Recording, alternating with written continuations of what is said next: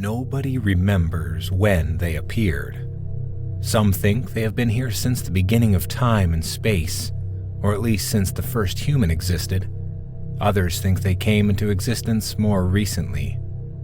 I personally don't care where they came from, or how they got here. I only really care about keeping myself alive. The Copycats. That's what we call them. Most of the time they look almost human, trying to copy the appearances of their last victims. I say almost because they often appear as tall as the streetlights, or have big bulging eyes and smiles with too many teeth. Some of them can speak too, sort of as a way to lure us out. In reality, most of them aren't really talking, just reusing things they hear before their victims die. Their mouths never move when they speak, and they never move an inch when they do. But those who can speak don't sound human. They speak in tongues with deep voices that sound gentle, masking their violent natures, calling out for their victims, asking them to accept their fates, to finally accept death and come to them, the Reapers. They like to live in dark places, areas where you can't tell if they're human or not. Basements, alleyways, anywhere with a shadow to conceal them. The feds say to keep every corner in the house, or in my case, apartment, bright, and to make sure all doors or windows are locked. Because once they get in, anyone inside will never come back out. I was sure that my apartment was safe, that I could live there forever. But recently, people have been running low on food. They have to risk going outside, opening the doors and letting the monsters in, forced to run through the masses of inhuman faces that flood the streets, growing as restless as we are. I see some of the braver people sometimes out my window. I see them running through the streets only to be devoured by the copycats, who fight over the scraps of the bodies. It's been weeks now. I'm almost out of food. I'm pretty sure the other people in my apartment building have died, either of starvation or by running into the copycats. I've noticed that the lights have been flickering in the apartments and that the rent forms have stopped coming in. I don't know if anyone else is alive. I don't know how long I'm going to last in this hell. Some people might say I'm the lucky one, surviving this long. Personally, I think it's hell. Watching as people I love die, as the world around me dies, as the new race of monsters climbs its way to the top of the food chain, wiping us out in the process. I'm keeping this journal in case I'm not the only one, in case there are others out there who somehow managed to survive against these monsters, in case someone finds me, dead or alive. Day 1. I can't do anything but keep the doors locked and keep my neighbor's shotgun at my side, though I doubt the gun will do anything against them. From what I remember from the news, the military tried to use tanks against them, barely making a dent in the copycats' numbers before being consumed by the freaks. I managed to get into a few apartments and snag some food, but I was almost caught by one of the monsters that got in during the food runs. They know I'm here now. Day 2. I saw one of my neighbors today, or I guess whatever saw them last. I remember that she was a nice old woman, with kind, caring eyes and always helped other tenants with groceries. The kind of neighbor who would show up to your door when you first move in with a plate of cookies in hand. Now she was different. Forced to become one of the worst disguises that I've ever seen a copycat use. She stood at around 7 to 8 feet tall, forced to crouch down to not touch the ceiling, and her face was rounded, wider than it should have been. Her smiling mouth was filled with around 20 large teeth, stretching ear to ear, and one of her eyes was impossibly big compared to the other. I ran the other way when I saw her, or I guess it, and quickly closed the door of the random apartment behind me. I didn't have time to lock the door. I could only hold it shut and pray I was strong enough to survive when the thing kept ramming into the door. Day 3. I think it's given up now, but I can still hear it shuffling around outside. I'm going to wait another day before I go back out. Day 4. It was waiting. It wasn't moving, it wasn't breathing. It was just standing there, waiting for the door to open. How the hell does something stay alive that long? Over 24 hours without a single breath of air? I guess I should count myself lucky that I was able to shut the door. Day 5. It's angry now. I can hear it screaming.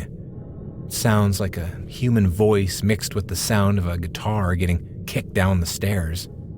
A loud wail with pauses every 1 or 2 seconds. I managed to hide in the bathroom before I heard the sound of shattering wood. It's in the apartment now. Day 6.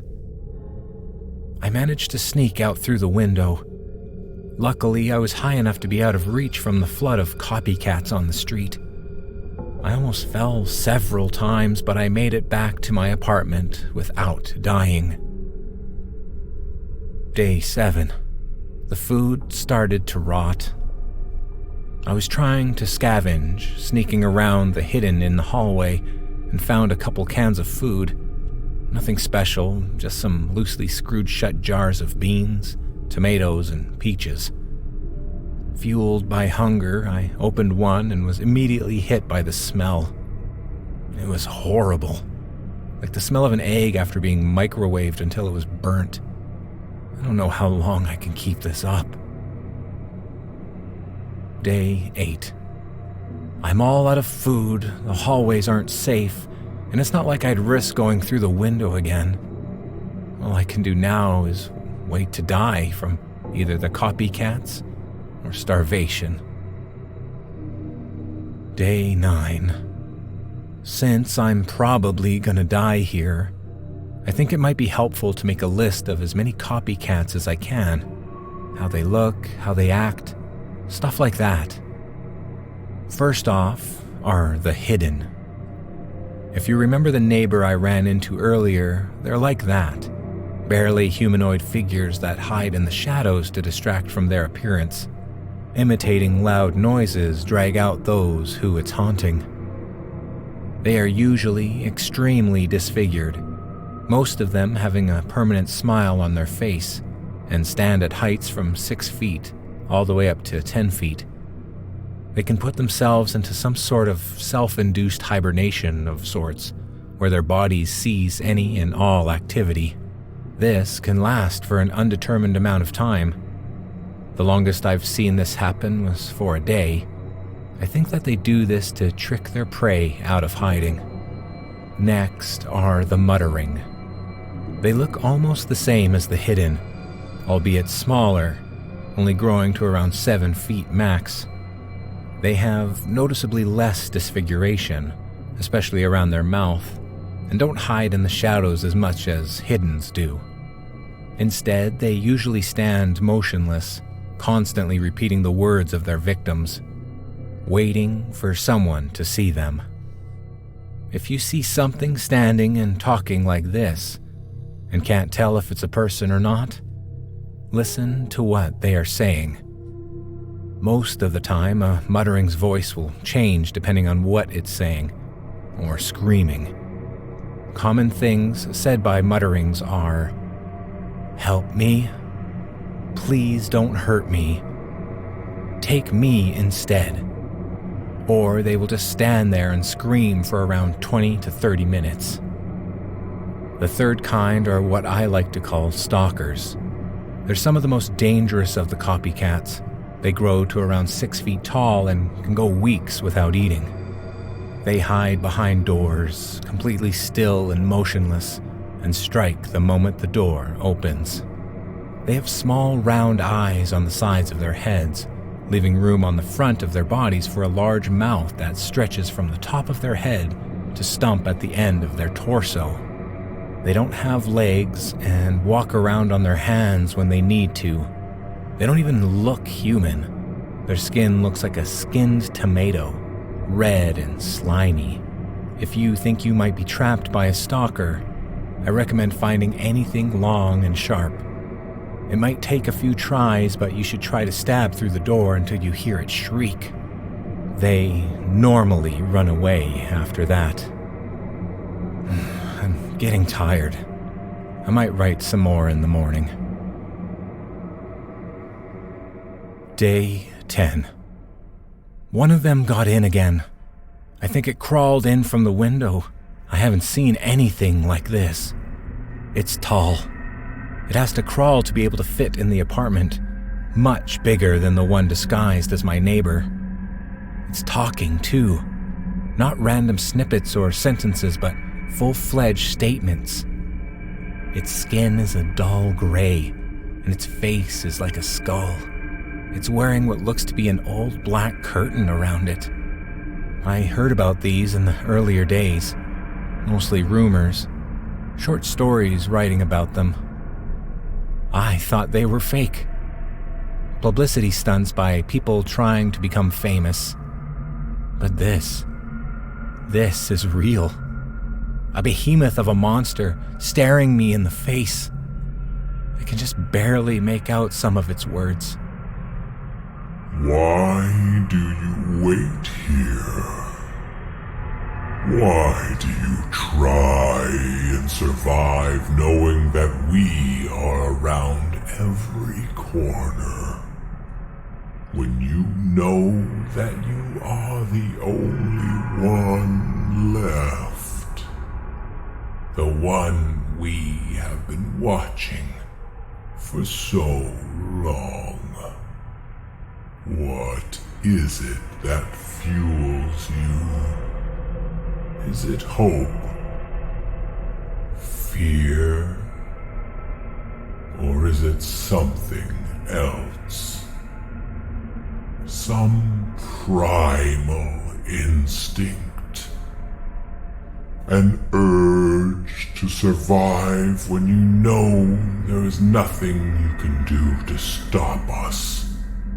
All of us, from finding a way out of this hell. You were never surviving. We have been watching you all this time, studying you, copying you, learning from your actions.